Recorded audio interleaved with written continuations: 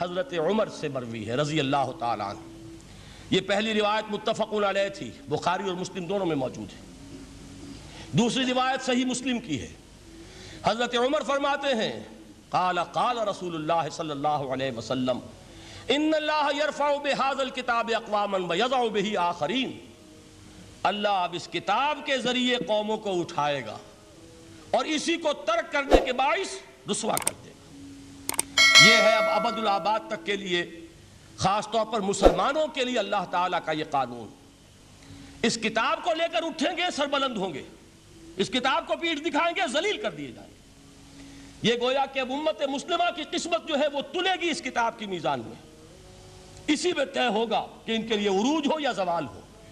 اسی کو وہ جواب شکوہ میں علامہ اقبال نے سادہ ترین الفاظ میں کہا تھا، وہ زمانے میں معزز تھے مسلمان ہو کر اور تم خار ہوئے تاریک قرآن ہو کر. فارسی میں اسی کو مفہوم کو جو ادا کیا ہے جس خوبصورتی سے، اس کا تو جواب نہیں ہے کہ اے مسلمان خار از مہجوری قرآن شدی، تم جو ذلیل و خار ہو گئے ہو دنیا میں. ایک سوال شاعر نے کبھی کیا تھا نا، بڑا پیارا سوال تھا، ہے آج کیوں ذلیل کہ کل تک نہ تھی پسند گستاخی فرشتہ ہماری جناب میں. بڑا پیارا سوال ہے. جواب علامہ اقبال دے رہے ہیں خار از مہجوری قرآن شدی، قرآن سے لا تعلق ہونے کی بنیاد پر تم ذلیل و رسوا ہوئے ہو. شکوہ سنجے گردش دوراں شدی، گردش دوراں اور گردش فلک اور فلک ناہنجار اور فلک کج رفتار، اس کو خامخواہ گالیاں دے رہے ہو، اس کا خامخواہ شکوہ کر رہے ہو، شکایت کر رہے ہو. یہ تو اے باد صبائی ہما آوردہ دست، یہ تمہارے اپنے کرتوتوں کی سزا ہے جو تمہیں مل رہی ہے. تم نے قرآن کو پیٹھ دکھائی، تم ذلیل و رسوا کر دیے گئے. خار از مہجوری قرآن شدی، شکوہ سنجے گردش دوراں شدی، اے چو شبنم بر زمیں افتندئی در بغل داری کتاب زندئی. اے وہ قوم جو شبنم کی طرح زمین پر پڑی ہے، اغیار اسے پاؤں تلے روند رہے ہیں. جیسے آپ صبح کو سیر کرنے نکلتے ہیں، سبزے پر پڑی ہوئی شبنم اسے آپ روندتے ہیں اپنے قدموں تلے. اے امت محمد، آج تو دنیا کی قوموں کے سامنے اسی طرح پابال ہے، سرنگوں ہے، لیکن ہوش میں آ کہ تیری بغل میں وہ کتاب زندہ موجود ہے. وہ کتاب زندہ جس نے کہ دنیا میں یہی جزیرہ نما عرب، وحشی لوگوں کا مسکن، نہ یہاں علم، نہ یہاں تمدن، نہ یہاں تہذیب، نہ یہاں تنظیم، کوئی ڈسپلن نہیں، کوئی حکومت نہیں، کوئی تہذیب نہیں، کچھ نہیں، تاریکیاں ہی تاریکیاں. یہی کتاب تھی جس نے اسے منور کیا. یہی کتاب تھی جس نے دنیا کا امام بنایا. یہی کتاب تھی جس نے دنیا کا معلم بنایا. یہ کتاب تھی جس نے نئے نئے علوم ایجاد کرنے سکھائے. یہ کتاب تھی جس کی بدولت یہی عرب تھے جنہوں نے یونان کے فلسفے اور سائنس کو جو مر چکے تھے انہیں زندہ کیا، ان میں نئی چیزوں کا اضافہ کیا اور اسپین کی یونیورسٹیوں کے ذریعے سے یورپ تک دوبارہ پہنچا دیا. یہ وہ کتاب ہے، در بغل داری کتاب زندئی. اقبال نے کیسے کیسے شکوے کہے ہیں. اسی قرآن میں ہے اب تر کے جہاں کی تعلیم، جس نے مومن کو بنایا مہو پرویں کا امیر. اس قرآن کو لے کر مسلمان نکلا ہے، ایک ہاتھ میں قرآن، ایک میں تلوار.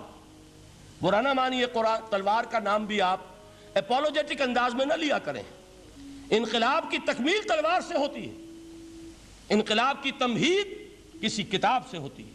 اچھی طرح جان لیجیے، کبھی انقلاب صرف کتاب سے نہیں آیا. کتاب سے ذہن بدلتے ہیں، کتاب سے فکر بدلتی ہے، کتاب سے سوچ بدلتی ہے، کتاب سے ایک جماعت تیار ہوتی ہے، ایک قوت تیار ہوتی ہے. وہ 313 جو میدان بدر میں تھے وہ قرآن کا اعجاز کا ظہور تھے، لیکن ان کے ہاتھوں میں تلوار آئی ہے. ہم اسے ڈینائی نہیں کریں گے کہ در حقیقت انقلاب محمدی کی تکمیل میں یقیناً تلوار کا حصہ ہے. لیکن یہ تلوار ہاتھ میں لینے والے آتے کہاں سے اگر قرآن کے ذریعے سے محمد الرسول اللہ نے وہ جماعت تیار نہ کی ہوتی. وہ کام کیا ہے، یتلو علیہم آیاتہ ویزکیہم ویعلمہم الکتاب والحکمہ. وہ سارا عمل قرآن کے گرد گھوم رہا جس سے وہ جماعت تیار ہوئی. اور پھر اقبال نے اس کو بھی 2 جملوں کے اندر ادا کر دیا، ایک شعر کے 2 مصرے. با نشہ درویشی در ساز و دمادم زن، چوں پختہ شوی خدرا بر سلطنت جم زن. پہلے ہے وہ نشہ درویشی، وہ فقر، وہ صحابہ کرام کے وہ راتوں کو اللہ کے سامنے کھڑے رہنا، وہ تزکیہ نفس، وہ موعظہ قرآنی، وہ تزکیہ جو قرآن کے ذریعے سے ہو رہا تھا 13 برس تک ہوا. اب جب ایک جماعت تیار ہو گئی، ایک قوت وجود میں آئی، تو اب اس قوت کو محمد رسول اللہ نے باطل کے نظام پر دے مارا، ٹکرایا. بانش درویشی در ساز و دمادم زن، چون پختہ شوی خود را بر سلطنت جم سن. تبھی وہ انقلاب آیا، جاء الحق وزہق الباطل ان الباطل کان زہوقا. تو اللہ تعالیٰ اس کتاب کو اب میزان بنا چکے ہیں. وَبِالْحَقِّ أَنزَلْنَاهُ وَبِالْحَقِّ نَزَلَ، یہ قرآن حق کے ساتھ نازل ہوا ہے، فیصلہ کن کتاب ہے. إِنَّهُ لَقَوْلٌ فَصْلٌ وَمَا هُوَ بِالْحَزْلِ، یہ قول فصل ہے، حزل نہیں ہے، کسی شاعر کی شاعری نہیں ہے کہ آپ نے تحسین کی تو کیا اور نہ کی تو کیا. یہ کتاب وہ ہے کہ اگر مانو گے تو مہو پرویں کا امیر بنو گے، اور اگر اس کو پیٹھ دکھائے رکھو گے جیسے دکھائی تم نے تو ذلیل کر دیے جاؤ گے، رسوا کر دیے جاؤ گے. جیسے کہ آج کم سے کم 300 برس سے پوری دنیا میں مسلمان ذلیل اور خوار ہیں. خار از محجوری قرآن شدی، شکوہ سنجے گردش دوران شدی، اے چو شبنم بر زمین افتندئی در بغل داری کتاب زندئی.